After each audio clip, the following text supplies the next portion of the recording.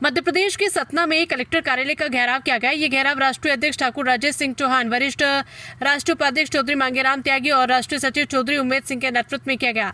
घेराव के दौरान बड़ी संख्या में किसान और समर्थक ट्रैक्टरों के साथ पहुंचे। भारी भीड़ और ट्रैक्टर के सैलाब को देखते हुए प्रशासन में हलचल मच गई। बताया जा रहा है कि प्रदर्शनकारियों की सभी प्रमुख मांगों को प्रशासन द्वारा मान लिया गया। इस दौरान गाजियाबाद के जिला प्रभारी संदीप त्यागी भी आंदोलन में साथ में मौजूद रहे। थोड़ा कम है और अभी आपको एक ऐसे बहादुर योद्धा को सुनना है जो फतेहपुर से चलकर आपके बीच में बैठे हैं। मैं आपको बता देना चाहता हूं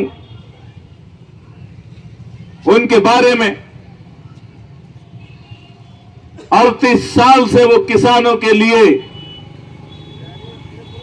हर प्रदेश में, पूरे देश के अंदर जहां भी किसान की आवाज को दबाने का काम किया जाता है, कुचलने का काम किया जाता है, ठाकुर राजेश सिंह चौहान वहां की धरती पर बिना बुलावे के पहुंच जाते हैं और निस्वार्थ किसानों के ऐसे नेता हैं जिन्होंने सैकड़ों आंदोलन किसानों के लिए जीतकर किसानों की स्वतंत्रता का रास्ता खोलने का काम किया है। साथियों, मैं आपको यह भी बता देना चाहता हूं कि आप ऐसे लोगों पर भी निगाह रखिएगा।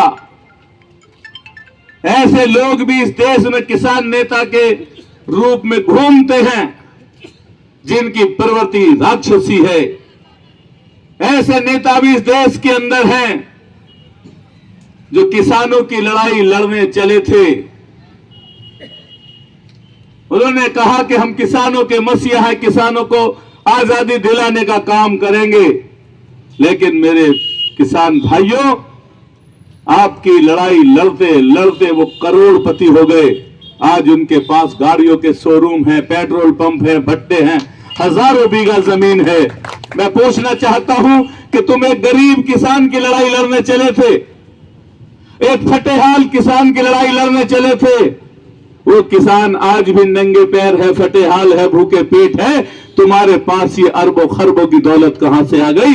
ऐसे बेईमान लोगों पर भी निगाह बनाकर रखिए। अगर प्रशासन और शासन हमारे साथ जुल्म करता है तो ऐसे लोग भी बहुत जास्ती करते हैं। ऐसे लोगों पर तुम्हें निगाह बनाकर रखनी होगी, ऐसे इनके बहकावे से दूर रहना होगा। आज इतनी बड़ी तादाद में आप लोग आए हैं, इतनी बड़ी गर्मी है, इतनी भयंकर गर्मी है, पूरे शहर में जुलूस निकाला गया है। इसकी खबर आज दूर दूर तक चली गई है। आपकी एकता की मिसाल की खबर आज दूर दूर तक है। मैं आपकी इस एकता को प्रणाम करना चाहता हूं, आपको नमस्कार करता हूं कि आप आने वाली नस्लों के भविष्य को ध्यान में रखते हुए इतनी मजबूती से किसानों की लड़ाई लड़ने के लिए आए हैं। आप धन्यवाद के पात्र हैं। साथियों, मैं आपको फिर एक बार धन्यवाद करना चाहता हूं। साथियों, बहुत ही सुंदर संचालन हमारे संचालक महोदय कर रहे हैं और कई कीमती शेर उन्होंने कहे। तो मैं भी अपनी बात को विराम देने से पहले 2 लाइन आपके सामने रखना चाहता हूं। दराती की ये खुरपो की, खुरपे का मतलब समझते हो? अरे समझते हो भाई? दराती की ये खुरपो की ये कसलों की लड़ाई है। फावड़ा कसला। दराती की खुरपो की ये कसलों की लड़ाई है। निरंकुश बादशाहों से ये फसलों की लड़ाई है। निरंकुश बादशाहों से ये फसलों की लड़ाई है। अभी नहीं तो कभी नहीं, अभी नहीं तो कभी नहीं, याद रखेगा ये कालखंड है। किसान की औलादों, ये हमारी आने वाली नस्लों की लड़ाई है। जय जवान! नस्लों की लड़ाई है। जय जवान! ये आंदोलन आज हम अपने लिए नहीं कर रहे, अगर हमने आज ये जास्ती सह ली तो हमारी आने वाली नस्लें बर्बाद हो जाएंगी और हमारी आने वाली नस्लें पूछेंगी कि मेरे बुजुर्गों ने क्या किया जब हमारी हजारों लाखों साल की संपत्तियां लूटी जा रही थी। तब हमारे बुजुर्गों ने संघर्ष क्यों नहीं किया? हमारे बुजुर्ग कहां पर आराम करते रहे? अगर साथियों हम संघर्ष करेंगे, अनूपपुर का संघर्ष यहां पर हुआ, इस मध्य प्रदेश के अंदर आधा दर्जन जेलें हमने काटी हैं, आधा दर्जन जेलों में हम रहे हैं। और जो योद्धा जमीन पर आपके सामने बैठे हैं, इन्होंने एक एक महीने तक इस मध्य प्रदेश की भूमि पर रहकर जेल में बंद आंदोलनकारियों को हर संभव मदद करने के साथ साथ उनका हौसला बढ़ाने का काम किया। जेलों से आवाज आती थी, जेलों से नारे निकलते थे, ये जमीन हमारी आपकी नहीं किसी के बाप की, ये जमीन हमारी आपकी नहीं किसी के बाप की। ऐसे नारों से जेल की दीवारें हिला करती थी, कांप जाया करती थी।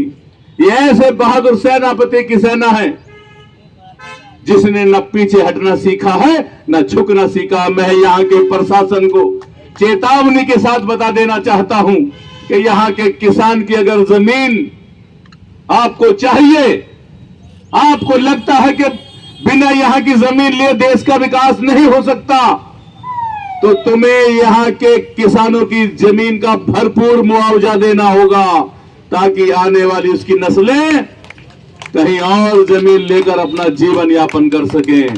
अगर आप गंदी नीयत के साथ, गंदी सोच के साथ नई नई तरकीबें सोचोगे और यहां के किसान की जमीन को लूटने का काम करोगे, तो मैं अंतिम शब्दों में आपको फिर ये बता देना चाहता हूं कि यहां वही अनूपपुर वाला संघर्ष होगा।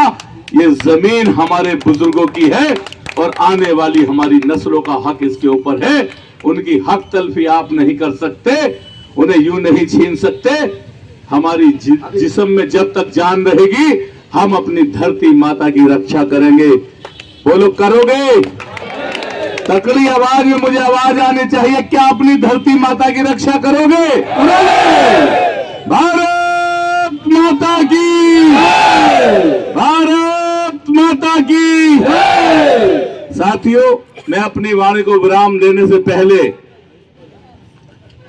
एक विभाग और हमारा रेलवे का है, उसे भी चेतावनी देना चाहता हूं कि वो अभी शब्दों से सुन ले। सतना रीवा रेल का जो दोहरीकरण हुआ है उसमें किसानों की जमीनें गई हैं। उन्होंने भी चालाकी करके कानून को बदलने का काम किया है। 2010 के कानून को 16 में ले गए, इधर से उधर कर गए। हर विभाग किसान को लूटने के लिए बैठा है। शायद ये समझता है कि इनका कोई खैर ख्वाह नहीं है, इनका कोई हिमायती नहीं है। रेल विभाग भी कान खोलकर सुन ले, किसान का हिमायती अभी इस धरती पर मौजूद है। ठाकुर राजेश सिंह चौहान इस धरती पर बैठे हैं। वहां किसानों को उन्होंने वादा किया था ठाकुर साहब कि वहां किसानों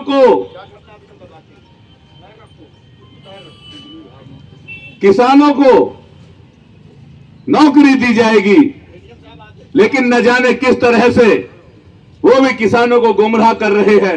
यानी चोर चोर मौसेरे भाई हो रहे हैं, सांप नेवला एक हो रहे हैं। कान खोलकर सुन ले, अगला बड़ा आंदोलन सतना में रेल के लिए होगा, जो दोहरीकरण में किसानों के साथ छल किया गया है उसके लिए होगा। मैं अपनी वाणी को विराम देने से पहले दो शब्द और कहना चाहता हूं कि गद्दारी के किले ढह गए, गद्दारी के किले ढह गए राष्ट्रवाद की तोप से, गद्दारी के किले ढह गए